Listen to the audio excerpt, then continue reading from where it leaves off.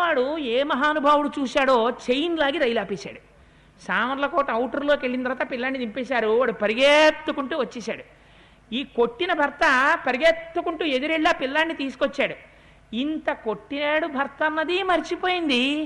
ఈ పిల్లాడు ముందు ఎక్కేశాడని వాడిని నిందించడం మానేసింది. ఒంటి మీద పమిట బట్ట సరిగ్గా ఉన్నాయో కూడా చూసుకోవట్లేదు. ఆ ఏడవడంలో దొల్లడంలో చీర కుర్చీళ్ళు కూడా ఊడిపోయాయి. లోపలున్న లంగాతో నిలబడిపోయింది ఆవిడ. అంటే మరోలా అనుకోకండి అమ్మలు, ఇక్కడ ఉన్నవాళ్ళు నేను ఒక సంఘటన చెప్పడానికి చెప్తున్నాను అంతే.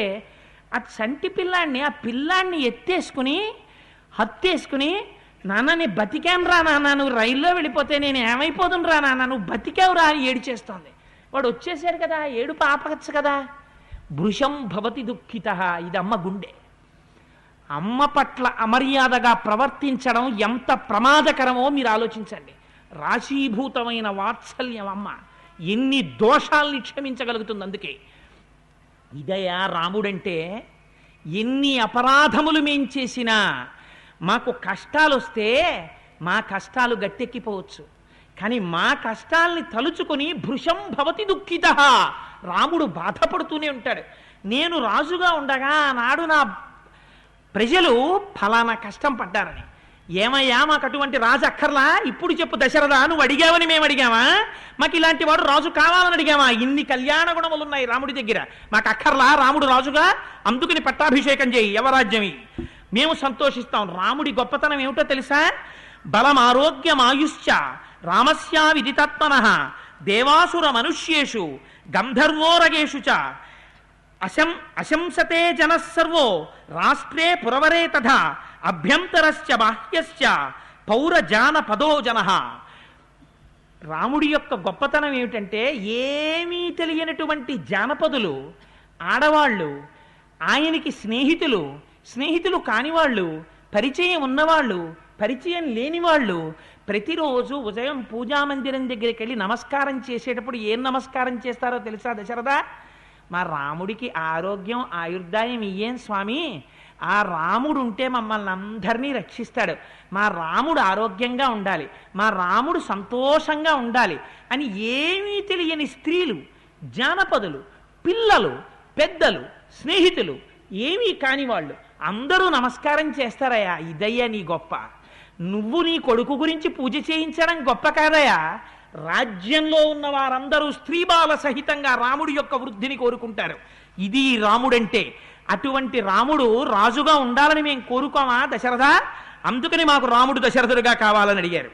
అడిగితే ఎంత సంతోషపడిపోయాడంటే, తప్పకుండా రాముడికి యవరాజ్య పట్టాభిషేకం చేస్తాను. చైత్ర శ్రీమాన్నయం మాస పుణ్య పుష్పితకానన యవ్వరాజ్యాయ రామస్య సర్వం మే ఉపకల్ప్యతాం. ఇది చైత్రమాసం, పరమ పవిత్రమైనటువంటి మాసం. అరణ్యాలన్నింటిలోనూ చెట్లు పుష్పించి శోభించి ఉంటాయి.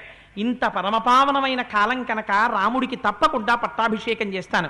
త్రేతాయుగంలో వారాలు ఉండేవి కావు, ఆదివారం, సోమవారం, మంగళవారం అని. పుష్యమీ నక్షత్రంతో కలిసి ఉన్నప్పుడు చంద్రుడు పట్టాభిషేకం చేస్తాను. అందుకని ముందు నక్షత్రంతో చంద్రుడు ఉన్నాడు. పుష్యమీ నక్షత్రంతో అభిషేకం చేస్తానని వెంటనే ప్రకటించాడు. ప్రకటించి ఆ సుమంత్రుణ్ణి పిలిచాడు. పిలిచి నువ్వు వెళ్ళి రాముణ్ణి తీసుకురమ్మన్నాడు. వశిష్ఠుణ్ణి పిలిచాడు. పట్టాభిషేకం చెయ్యడానికి కావలసినటువంటి ఏర్పాట్లన్నింటినీ మహానుభావ వశిష్ఠ నువ్వు పూర్తి చెయ్యి అన్నాడు. అనేసరికి సువర్ణాదీని రత్నాని బలీన్ సర్వౌషధీరపి శుక్లమాల్యాంశ్చ లాజాంశ్చ పృథక్చ మధుర సర్పిషి ఆహతాని చ వాసాంసి రథం సర్వాయుధాన్యపి చతురంగ బలం చైవ గజంచ శుభలక్షణం చామర వ్యజనే శ్వేతే ధ్వజం చత్రంచ పాండురం శతంచ కుంభానాం అగ్నివర్చసాం హిరణ్య శృంగం వృషభం సమగ్రం వ్యాఘ్రచర్మ చ ఉపస్థాయత పాత్ర అగ్నిగారం మహీపతే. వశిష్ఠుడన్నాడు, అక్కడ ఉండేటటువంటి వాళ్ళందరినీ పిలిచి మీరు ఇవన్నీ సిద్ధం చెయ్యండి. ఏవి? రత్నాల్ని సిద్ధం చెయ్యండి, తెల్లటి వస్త్రాల్ని సిద్ధం చేయండి, పేలాల్ని సిద్ధం చేయండి. పేలాలు శుభం కోరుతాయి. అందుకే మనకి చిన్నతనంలో, మా ఇంట్లో చిన్నతనంలో ఎప్పుడైనా మరమరాలు తింటే ఒప్పుకునేవారు కాదు. ఎప్పుడైనా చేతిలో పావలాయో 10 పైసలో ఉంటే మరమరాలు కొనమంటే కొనేవారు కాదు. మనకి సంప్రదాయంలో ఒక లక్షణం ఉంది. మీరు తెలిసి కానీ తెలియాలి కానీ ఇంట్లో మరమరాల్ని చల్లితే భూత ప్రేతాదులు వస్తాయి అవి తినడానికి. అందుకే ఒక్కొక్క వస్తువు వెళ్ళిపోతుంటే పేలాల్ని జల్లుతారు డబ్బులతో కలిపి. ఇది కూడా స్వరూపాన్ని పొందేసిందని. అందుకని ఇంట్లో చిన్నతనంలో మరమరాలు కొనిపెట్టేవారు కాదు ప్రభావం. అందుకని దాని బదులు పేలాలు కొనేవారు. పేలాలు దేవతలకి ఆహ్వానం. ఒక్కొక్క దానికి ఒక్కొక్క శక్తి ఉంటుంది. ఘంటానాదం చేస్తే దేవతలకి పిలుపు, బిందె చప్పుడు చేస్తే పితృదేవతలకి పిలుపు, బిందెలో చప్పుడు చేస్తే దయ్యాలకి భూతాలకి పిలుపు, కంచాన్ని చప్పుడు చేస్తే పితృదేవతలకి పిలుపు. అందుకే ఒక్కొక్క చోట ఒక్కొక్క రకమైన క్రియాకలాపం చేస్తున్నప్పుడు ఒక్కొక్క చప్పుడు చేయిస్తుంటారు. శంఖానాదం చేస్తే విజయానికి పిలుపు.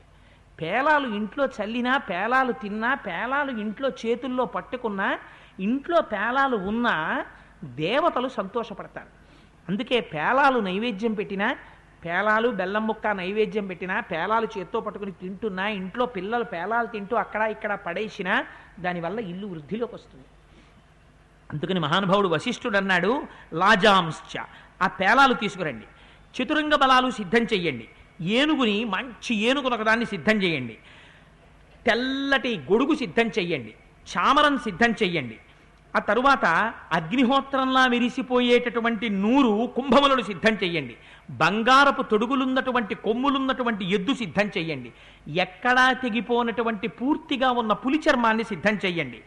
ఆ తరువాత వీటన్నింటినీ తీసుకెళ్లి దశరథ మహారాజు గారి యొక్క అగ్నిగృహంలో పెట్టండి. ఆయన అగ్నిహోత్రం చేస్తాడు అక్కడ, అందుకని అగ్నిగృహంలో పెట్టండి. రేపటి రోజున రామచంద్రమూర్తికి పట్టాభిషేకం జరుగుతుంది. ద్వారాలన్నింటినీ తోరణాలతో అలంకారం చెయ్యండి. గంధం కలిపినటువంటి నీళ్లతో గడపల్ని కడగండి. ఇంట్లో శుభకార్యాలు జరిగితే ఎలా ప్రవర్తించాలో మనకి నేర్పింది రామాయణం. గంధం కలిపినటువంటి నీళ్లతో గడపల్ని కడగండి, ధూపం వెయ్యండి. ఆ తరువాత పాలు అన్నంలో కలిపి, పాలు పెరుగు అన్నముతో కలిపి ఉన్నటువంటి వాటిని బ్రాహ్మణులకు పెట్టండి, వాటిని సిద్ధం చేయండి. పాలు పెరుగు కలిసినటువంటి అన్నాన్ని తినడం దేవతలకి ప్రీతికరమైనటువంటి విషయం. అందుకని బ్రాహ్మణుల్ని పిలిచి స్వస్తివాచనం చేయిస్తాం. ఆ తర్వాత ప్రతి ఇంటి మీద పతాకాలు ఎగరేయండి. ఆ తరువాత ఎక్కడ చూసినా కూడా నాటకాలు వేసేటటువంటి వాళ్ళని, పాటలు పాడగలిగినటువంటి వాళ్ళని సిద్ధం చెయ్యండి. వేశ్యలు అలంకారం చేసుకుని రావాలి. వాళ్ళు రాజాంతఃపురంలో 2వ కక్ష వరకే వచ్చి అక్కడ నిరీక్షించాలి. దేవాలయాలన్నింటిలో ప్రత్యేక పూజలు చేయించండి, అభిషేకాలు చేయించండి. పొడుగైనటువంటి కత్తులు పెట్టుకున్నటువంటి వీరులు వచ్చి సిద్ధంగా ఉండాలి. ఆలయాలలో నివేదన చేయడానికి మళ్ళీ వేరే మహానైవేద్యానికి ఏర్పాట్లు చెయ్యండి. ఇవన్నీ చేసి సిద్ధం చెయ్యండి. రేపు రామచంద్రమూర్తికి అభిషేకం జరుగుతుంది అని చెప్పారు. చెప్పిన తరువాత దశరథ మహారాజు గారు చూశారు, సంతోషించారు. ఆ సభలోనే కూర్చుని ఒక్కసారి సుమంత్రుణ్ణి పిలిచి, నువ్వు వెళ్ళి రామచంద్రమూర్తిని సభకి తీసుకురమ్మన్నారు. వెళ్ళారు. సుమంత్రుడు వెళ్ళి, మహానుభావా, నిన్ను దశరథ మహారాజు గారు పిలుస్తున్నారు, సభకి విజయం చెయ్యమన్నారు. ఆయన ఉత్తమమైనటువంటి రథం ఎక్కారు. వెనక అంజలి ఘటించి సుమంత్రుడు నిలబడ్డాడు. రథం దిగారు.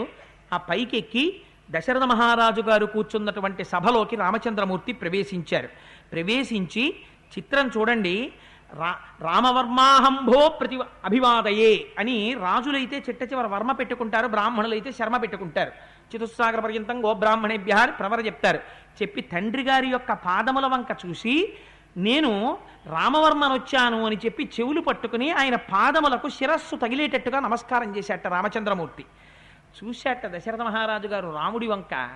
ఈ గుణాల వల్ల కదా రామా నేను కట్టుబడిపోయాను, ప్రజలందరూ సంతోషిస్తారు, నువ్వు రోజు రోజుకి వృద్ధిలోకి వచ్చినా నా పాదములు కనపడగానే వంగి నమస్కారం చేస్తావు, ఇంత పితృభక్తి కలిగినటువంటి వాడివే కాబట్టే రామా నాకింత ప్రీతి అనుకున్నట్ట.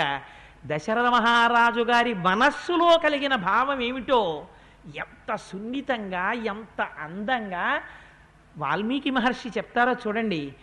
తండ్రి గారు పెద్దవాడైపోయాడు, 65